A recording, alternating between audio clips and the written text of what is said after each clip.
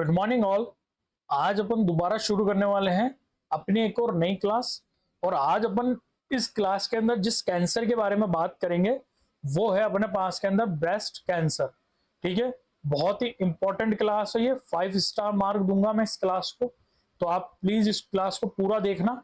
ठीक है, अब अपन बात करते हैं सबसे पहले डेफिनेशन ऑफ ब्रेस्ट कैंसर की। ठीक है, कि ब्रेस्ट कैंसर क्या होता है। ठीक है, ब्रेस्ट कैंसर एक ऐसी स्थिति है जिसमें ब्रेस्ट के अंदर विशेष रूप से डक्ट्स या लोब्यूल की कोशिकाएं अनियंत्रित और असामान्य रूप से बढ़ने लगती है। ठीक है, जिसके कारण क्या फॉर्म हो जाता है, ट्यूमर फॉर्म हो जाता है और वो कैंसर में कन्वर्ट हो जाता है। ठीक है, अगर अपन बात करें कि जो कॉजेज या फिर रिस्क फैक्टर है जिसको अपन ने क्या नाम दिया है,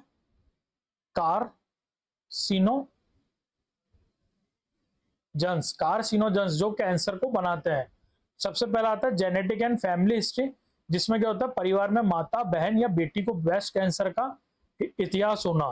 ठीक है, अगर किसी फैमिली के अंदर पहले के टाइम में, मतलब जो पहले की पीढ़ी थी उसके अंदर अगर किसी को ब्रेस्ट कैंसर की हिस्ट्री रही है तो हाईली चांसेस है वो आगे कैरी करेगी। ठीक है, दूसरा अपने पास के अंदर आता है हार्मोनल फैक्टर्स। हार्मोनल फैक्टर्स के अंदर क्या होता है, अर्ली मिनार्की। ठीक है, मिनार्की का मतलब क्या होता है, मिनार्की का मतलब होता है starting of menstrual cycle. Ovarian cycle की जगह मेंस्ट्रुअल साइकिल लिखना, स्टार्टिंग ऑफ, फिर ओवेरियन लिखने लग गया मैं, स्टार्टिंग ऑफ मेंस्ट्रुअल साइकिल। ठीक है, मेंस्ट्रुअल साइकिल की स्टार्टिंग को अपन क्या बोलते हैं, मिनार्की। तो अगर 12 वर्ष से कम एज में, मतलब कि फीमेल के अंदर अगर 12 साल से छोटी बच्ची के अंदर अगर मिनार्की आ गया है ना, तो हाईली चांसेस है उसको क्या हो सकता है, ब्रेस्ट कैंसर हो सकता है। फिर आता है late menopause. Late menopause, menopause का मतलब क्या होता है, मीनोपोज का मतलब होता है stopping of menstrual cycle. Stopping of menstrual cycle मतलब कि मेंस्ट्रुअल साइकिल का बंद होना क्या कहलाता है, मीनोपोज कहलाता है। अगर किसी फीमेल के अंदर 55 साल के बाद में अगर मीनोपोज हुआ है तो हाईली चांसेस है क्या डेवलप हो सकता है, ब्रेस्ट कैंसर डेवलप हो सकता है। ठीक है, हार्मोनल थेरेपी के अंदर अगर अपन और बात करें तो क्या होता है, लंबे समय तक एचआरटी, एचआरटी का मतलब होता है हार्मोन रिप्लेसमेंट थेरेपी का उपयोग। ठीक है, हार्मोन रिप्लेसमेंट थेरेपी जैसे कि ओरल कॉन्ट्रासेप्टिव पिल्स आती है, वो कैसी पिल्स आती है, हार्मोनल पिल्स आती है। उसमें क्या होता है, ईस्ट्रोजन और प्रोजेस्टेरोन का मिश्रण होता है। तो ऐसी हार्मोनल रिप्लेसमेंट थेरेपी अपन बहुत सारी चीजों में देते हैं रिलेटेड टू फीमेल। ठीक है, जैसे कि आप फॉर एग्जांपल मान लो अगर अपन देखना चाहे तो जैसे टर्नर सिंड्रोम हुआ, ठीक है, एडवर्ड सिंड्रोम हुआ, उनके अंदर अपन देते हैं। तो आप वो कारण हो सकता है एक एचआरटी के कारण ब्रेस्ट कैंसर होने का। दूसरा आता है नल्लीपेराइटी। नल्लीपेराइटी का मतलब है जिसने अभी तक कंसीव नहीं किया है, तो अपन इसको लिखेंगे वो फीमेल जिसने प्रेगनेंसी नहीं कंसीव की हो। मतलब कि वो फीमेल जिसने अभी तक एक भी प्रेगनेंसी कंसीव नहीं करी है, वो फीमेल कैसी कहलाती है, नल्लीपेराइटी फीमेल कहलाती है। ठीक है, नल्लीपेराइटी का दूसरा नाम नल्लीपारा भी होता है। ठीक है, एक आता है ब्रेस्ट फीडिंग ना कराना। ठीक है, ये भी एक कारण होता है। और एक आता है लाइफस्टाइल। लाइफस्टाइल में सबसे इंपॉर्टेंट स्मोकिंग, अल्कोहल, और क्या होता है, और अपने पास के अंदर जाएगा ओबेसिटी। इनके कारण भी क्या होता है, ब्रेस्ट कैंसर देखने को मिलता है। ठीक है, अगर अपन बात करें आगे कि अपन को clinical manifestation, sign and symptom में क्या क्या देखने को मिलता है लंग कैंसर के अंदर, सॉरी ब्रेस्ट कैंसर के अंदर। तो सबसे पहले लंप। लंप का मतलब क्या होगा, ब्रेस्ट के अंदर, ब्रेस्ट के अंदर ट्यूमर बन जाएगा, ट्यूमर बन जाएगा। ठीक है, ट्यूमर बन जाएगा ब्रेस्ट के अंदर। आप जैसे ही जो फीमेल्स है वो अपनी ब्रेस्ट को जैसे टच करेगी तो उनको फील होगा कि अंदर क्या है, ट्यूबर फॉर्मेशन हो चुका है। ठीक है, साथ में क्या होगा, ब्रेस्ट के आकार और बनावट में बदलाव। ठीक है, किसके कारण,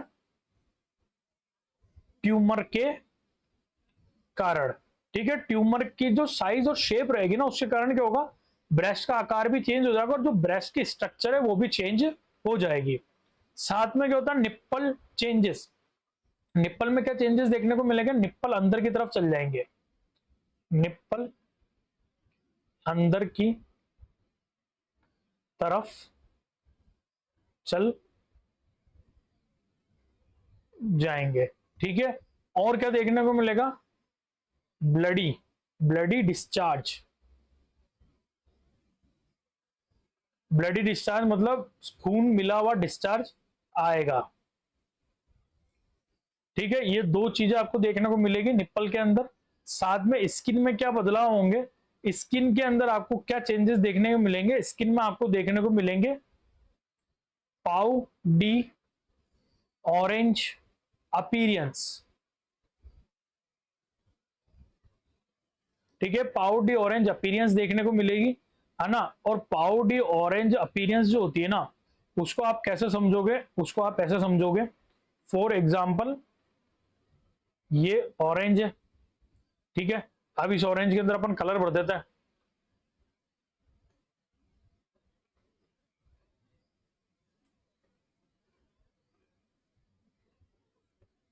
ये लो, ये ठीक है, ये ऑरेंज है। ठीक है, अब इस ऑरेंज के अंदर आपको क्या होगा, देखो ऐसे देखने को मिलेंगे।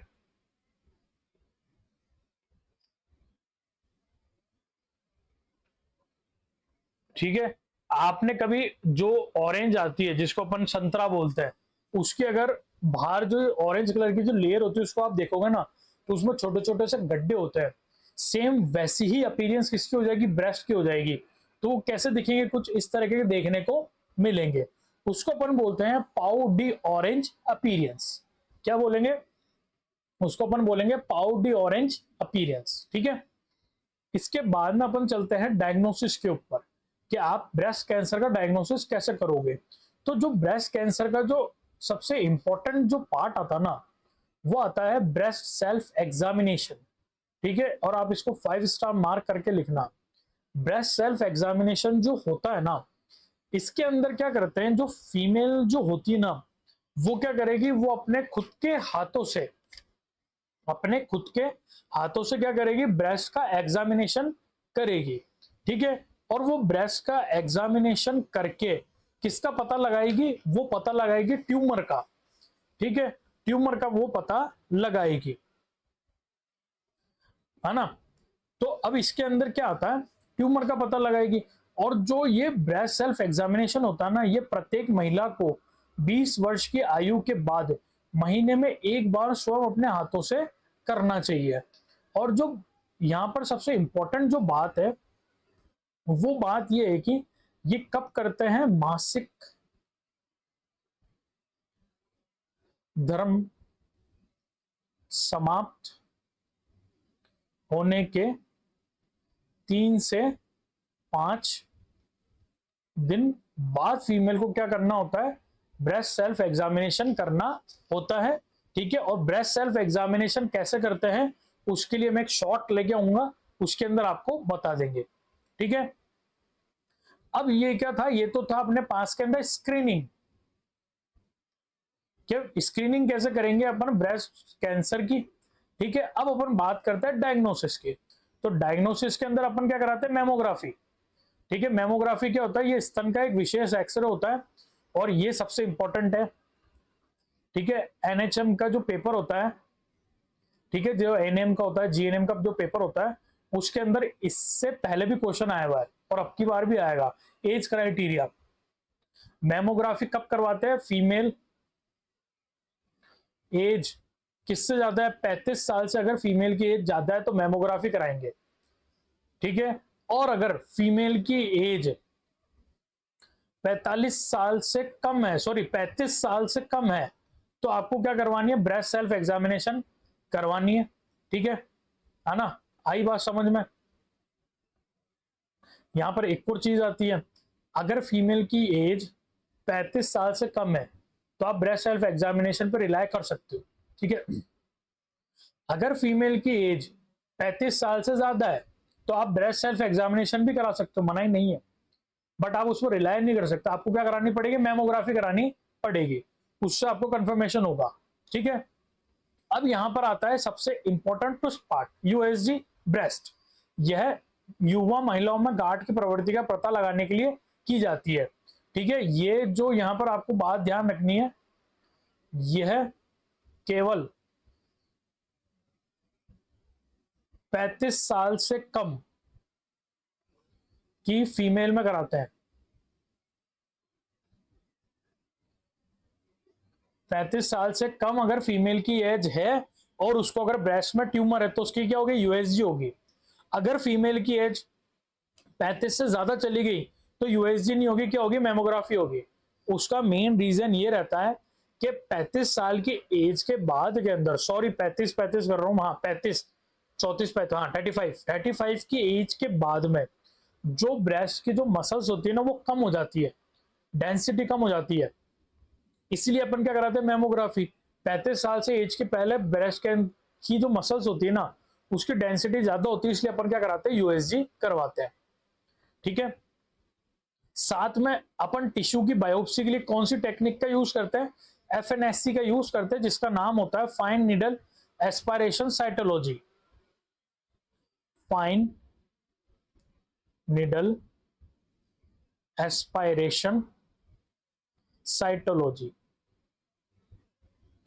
जिसमें अपन क्या करेंगे, निडल इंसर्ट करके ट्यूमर में से सेल को निकालेंगे, और पता लगाने के लिए क्या कर सकते हैं अपन, एमआरआई कर सकते हैं, ठीक है।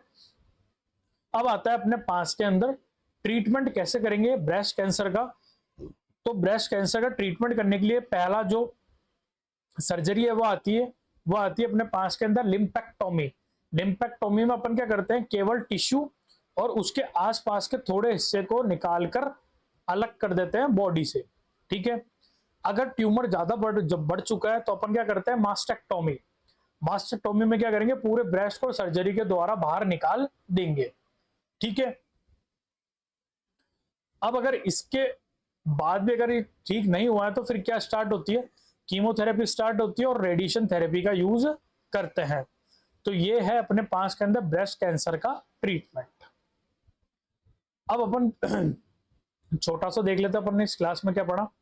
सबसे पहले तो अपन ने डेफिनेशन की बात करी थी कि ब्रेस्ट कैंसर क्या होता है, फिर उसके अपन ने कॉजेज देखे थे, फिर उसके बाद में अपन ने साइन एंड सिम्टम देखे थे, जिसमें एक तो निपल चेंजेस बहुत इंपॉर्टेंट थे, ठीक है, निपल चेंजेस बहुत इंपॉर्टेंट थे, और अपीयरेंस बहुत इंपॉर्टेंट थी, जिसके अंदर अपन ने पाउ डी ऑरेंज अपीयरेंस देखी थी, ठीक है। फिर इसके बाद में अपन ने डायग्नोसिस देखा था, जिसके अंदर मैमोग्राफी, ठीक है, और यूएसजी की मैंने आपको एज बताई थी जो बहुत इंपॉर्टेंट थी। लास्ट में अपन ने देखा था ट्रीटमेंट। आई होप आपको मेरी क्लास अच्छी लगी होगी। प्लीज इस क्लास को लाइक करना, शेयर करना और जितना हो सके चैनल को सब्सक्राइब करवाना। Thank you.